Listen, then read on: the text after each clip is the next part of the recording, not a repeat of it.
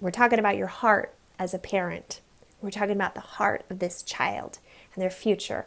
And what I want from all of my readers and all of my friends on social media is for us to remember that there's so much hope and potential for the future, and we cannot let the past hold us back, and we cannot let that child's past hold us back. Hi everyone, I'm Janelle Molony, author of Un-Adoptable, Faith Beyond Foster Care, which is top 100 for books on adoption and top 1,000 for books on parenting. Crazy! So I wanted to just have a quick conversation with you, or long, we'll see how it goes. We were presented with a child who has no medical concerns. They thought he was 5. And it sounded really perfect. We were told he was adorable. That's true. The rest was not. So we got so excited. We thought, oh my gosh, this is like the unicorn baby of all. And, we were looking for that 2-year-old toddler type, but 5, that's not so bad. And this adorable, absolutely adorable little boy would gradually unravel in our home. He presented to us multiple and significant, severe medical conditions. Now, a lot of that was anxiety driven, and when you're in fight or flight mode, a lot of things happen that look like diagnoses. So to say he truly has them, maybe that's not fair. A lot of it has just disappeared, frankly, which is cool, thank God. And I'm talking diagnoses that are like, this could kill him. That could lead to his death. Okay, well, what do we do with that? What do we do with that?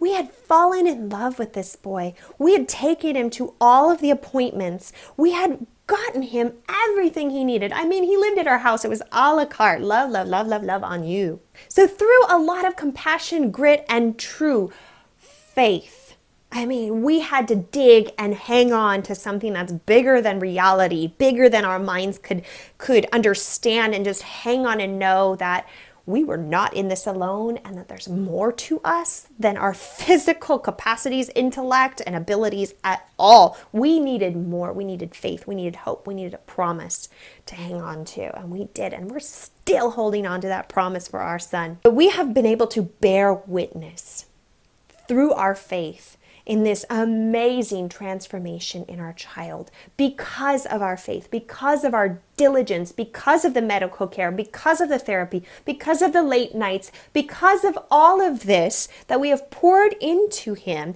He is not the same person that you will read about in that book. You're going to read that book and you're just going to say, who is that lady even? You'll read this and say, that lady on YouTube and the lady on Instagram, she's crazy. Well, I was. Fair enough. I was absolutely out of my mind for a long time. And so was my son. We were dealing with a lot, to be fair. But now you look at us and you don't even know. I've had friends read the book and then ask me if there was some other child. And I thought, you know who my kid is. Come on. And they said, no, this is not your kid. So let me just put that out there as a testimony that in just a short period of time, we have poured into this boy, and he is nothing like the boy we first met. So true healing, long-term healing, permanent healing, healing from absolutely horrific, unspeakable things can and does happen. But in order for these things to happen, my husband and I had to do 3 very important things that I believe can change the trajectory of all of the nation's foster youth. And that's what I want to say so big in bold capital letters. Do these things. Number 1, parents must always make the first move. And by that, I mean we are our children's guides into and through their lives. So we must address their bottom line needs before we can expect them to operate at any sort of a higher level. We just have to. So in the case of adoptions, we can't expect to have our child heal magically from these hurts that were caused by whatever without having in place now a very, very, very, very, very strong long-term example of safe parents who do not and will not ever give up on them, situations that do not change from year to year. So we have to create that baseline before the healing happens.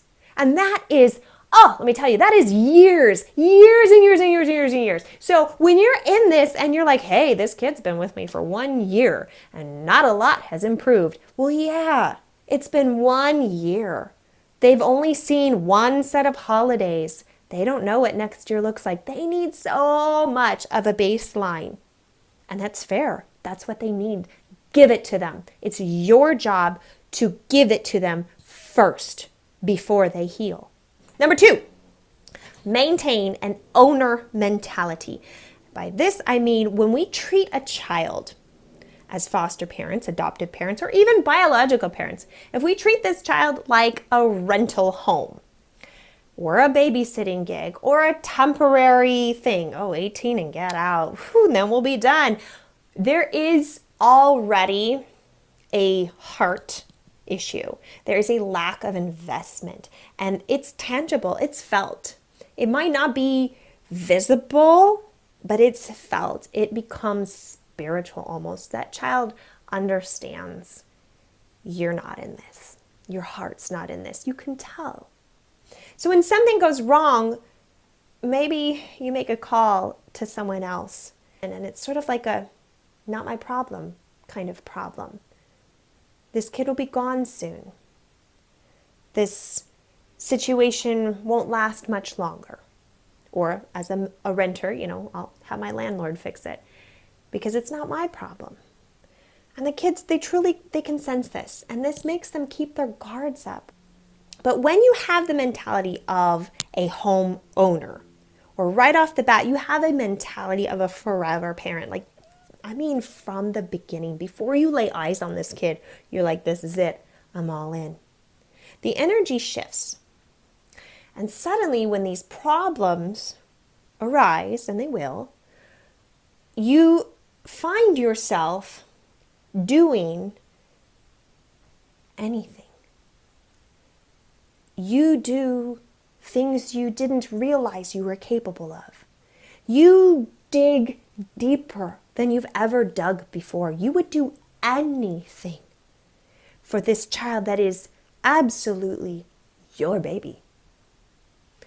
And I've heard many times, and I've said it myself, when you're holding that sick baby and they have a fever or they've got a flu or they have something crazy and they're coming out all of their head and their ears and everything's drippy and gross.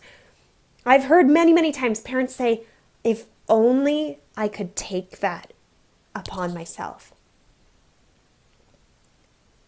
If this child is fighting bullies at school or whatever demons they're dealing with, the parent who has the owner mentality says, I would do it. I would take it all on if I could. And there's something even with the trauma, even with the unspeakable events, if I could have been there and been the one that those people did that thing to, instead of to my son, I would have done it. Absolutely. Sign me up. Where's our time travel vehicle? Let's go. I would do it in a heartbeat. That is owner mentality. That is how a forever parent should think, in my opinion. Number 3, dream very big for your children. I believe that every child has the potential to amaze, change, inspire the world. But due to some circumstances, their worldview and their sense of self and ability and all of that, it's stunted.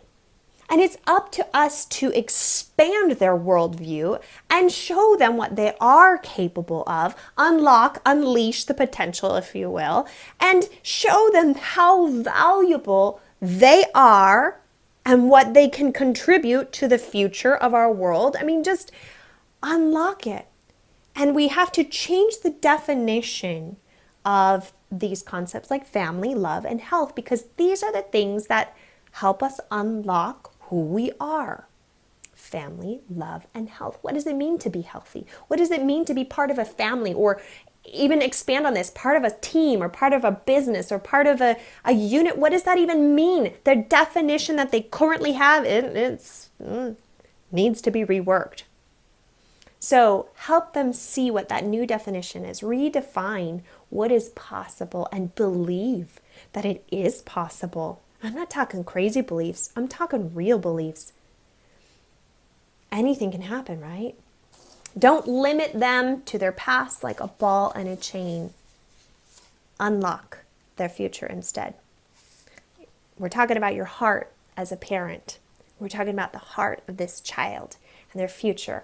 And what I want from all of my readers and all of my friends on social media is for us to remember that there's so much hope and potential for the future, and we cannot let the past hold us back, and we cannot let that child's past hold us back. Thank you for joining me and listening to my thoughts on what it takes to be a forever parent. You may agree, you may disagree. I've heard someone say once, eat the meat, spit out the bones. Chew on it. Take what makes sense for you, apply it as you can and will, and the rest, let it go. Love on that baby. Be who they need you to be. Thanks.